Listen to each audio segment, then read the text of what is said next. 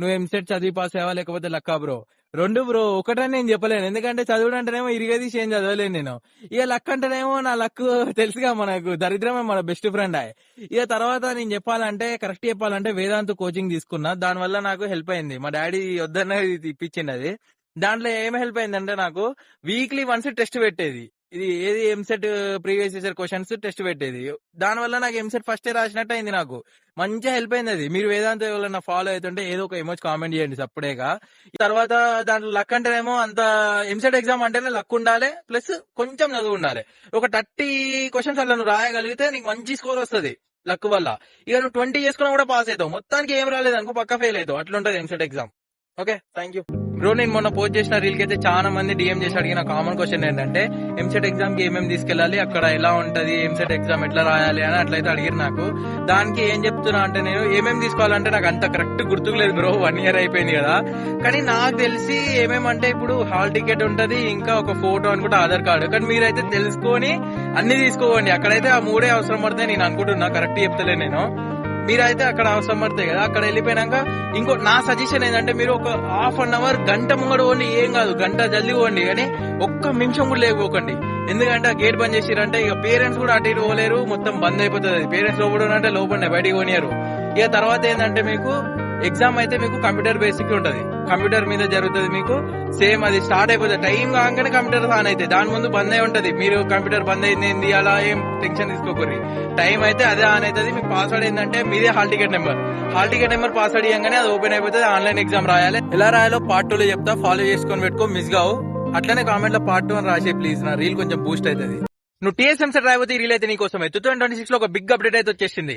సరే, నేనైతే last reel ఏం చెప్పినా, ఎగ్జామ్ కి ఏమేమి తీసుకెళ్లాలి, ఎగ్జామ్ ఎలా ఉంటది అని చెప్పేసిన. ఇప్పుడైతే మనం దేని మీద ఫోకస్ చేద్దామంటే, ఎగ్జామ్ ఎలా రాయాలి మీద ఫోకస్ చేద్దాం. అయితే మీరు ఆన్ చేయగానే ఇంటర్ఫేస్ మీద 180 క్వశ్చన్ చూపెట్టావు, 40 చూపెడతాయి. మీరు 40 చూపెడితే కన్ఫ్యూజ్ కాకూడదు, ఎందుకంటే మ్యాథ్స్ ఉంటది, 80 చూపెడుతుంది. తర్వాత మీరు సబ్జెక్టులు చేంజ్ చేసుకోవాలి. అక్కడ మీ ఏ సబ్జెక్ట్ మీకు ఇష్టమో ఆ సబ్జెక్ట్ పెట్టుకుని ఫస్ట్ అవి కంప్లీట్ చేయాలి. దీనిలో మళ్ళీ 4 బబుల్స్ ఉంటాయి. మీరైతే కన్ఫ్యూజ్ కాకూడదు, 4 ఉంటాయి. ఏది green, purple green and last కి రెడ్ అంటే మీరు వదిలేసినట్టు ఇక అది క్వశ్చన్ మీకు రాదు, వదిలేసిరు, ఇక పెడతలేరు అన్నట్టు. అదైతే ఎప్పుడు చేయకండి. రెడ్ ఉండొద్దు, ఏది కూడా మీరు చూసుకోండి లాస్ట్ కి. తర్వాత గ్రీన్ ఏంటంటే, మీకు పక్కా క్వశ్చన్ అది పెట్టేసినా దాని మార్క్ కన్సిడర్ చేస్తారు. ఒకవేళ కరెక్ట్ అయినా రాంగ్ అయినా కన్సిడర్ చేస్తారు. పర్పుల్ గ్రీన్ ఏమో మీకు మార్క్స్ కన్సిడర్ చేస్తారు, కానీ మీరు అదైతే ఒక పెట్టుకురన్న లాస్ట్ మళ్ళీ చూస్తా అన్నట్టు. కానీ ఇది చూడు, పర్పుల్ చూడు, అదైతే వేస్ట్ తెలుసా, అదైతే పెట్టుకురు. ఎందుకంటే మళ్ళీ వచ్చి చూస్తా అని పెట్టుకురు అది, కానీ మీరు రారు, అది చూడరు, అది ఇబ్బంది అయిపోతుంది. మీరైతే అన్ని గ్రీన్ ఉండేటట్టు చూసుకోరు, ఎందుకంటే మనకి టీఎస్ ఎంసెట్ లో మైనస్ మార్కులు లేవు కదా. తర్వాత అయితే మీకు ఫస్ట్ అయితే వచ్చినాయి చేయండి. వచ్చినాయి చేసినాక మీరు చీట్ కోడ్స్ అప్లై చేయండి. ఇక కొన్నిటికి కావు, 1 -1 -2 -1 అట్లుంటాయి చూడండి, దానికైతే కావు. మీరైతే దేవుని పేరు తీసుకోండి, దేవుడా అని ఏదో ఒకటి పెట్టేవారుగా. కానీ వదిలి రాకండి, ఎందుకంటే మైనస్ మార్కులు లేవు, ఉపయోగించుకోవాలి. అన్ని పెట్టండి, అన్ని మళ్ళీ వచ్చి చెక్ చేసుకోండి అన్ని గ్రీన్ ఉన్నాయా లేవా అని.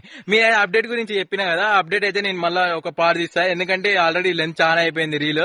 టీఎస్ ఎంసెట్ 2026 బిగ్ అప్డేట్ చెప్తా అని చెప్పినా కదా. అప్డేట్ ఏంటంటే, 2025 లో మాకు ఎగ్జామ్ మొత్తం అయిపోయినాక సబ్మిట్ నొక్కినప్పుడు యువర్ ఎంసెట్ ఈస్ కంప్లీటెడ్ అని వచ్చేది. కానీ ఇప్పుడు ఏమొస్తుంది తెలుసా, డైరెక్ట్ మార్క్స్ చూపెడుతుంది. 160కి ఎంత వచ్చినాయి, 80 వచ్చినాయా, 70 వచ్చినాయా, 60 వచ్చినాయా చూపెడుతుంది. దానివల్ల మళ్ళీ ప్రోజ్ కాన్స్ చెప్తా అని చెప్పినా కదా. మనకు ప్రోజ్ ఏంటంటే, దానివల్ల మనకు చాలా హెల్ప్ అవుతుంది. ఎందుకంటే మనం పాస్ ఆఫ్ ఎలా తెలిసిపోతుంది, తర్వాత టైం వేస్ట్ కాదు. చాలా మంది అయితే డిగ్రీ చేయకుండా మీరు ఈ రిజల్ట్ వచ్చే వరకు డిగ్రీ ఫైనల్ పేజ్ వచ్చేస్తుంది. అట్లా చాలా ఇబ్బంది అవుతుంది బ్రో. ఇక మీ టైం వేస్ట్ అవుతుంది. ఆ రిజల్ట్ వల్ల ఫెయిల్ అయితే మళ్ళీ ఎక్కడ పోవాలా అన్నట్టు ఉంటుంది, పిచ్చి లేస్తుంటది. అదే మీకు అప్పుడప్పుడు తెలిసిపోయింది అనుకో, మీరు వేరే కాలేజ్ కి కూడా ట్రై చేయొచ్చు, మీ దారి మీరు చూసుకోవచ్చు. ఇక కాన్స్ ఏంటంటే, కొంచెం అప్పటిదప్పుడు రప్పున తెలిసిపోయే వరకు కొంచెం పిచ్చి లేచిపోతుంది. ఇక ఏమంటారు, డిప్రెషన్ వెళ్ళిపోతారు, పిచ్చిలే, అక్కడనే కొంచెం బాధ అవుతుంది. అట్లా కాన్స్ అవుతుంది. కానీ ప్రోజే ఎక్కువ ఉంది బ్రో, దానివల్ల మాకు కూడా ఉంటే బాగుండట్లా. Okay, thank you.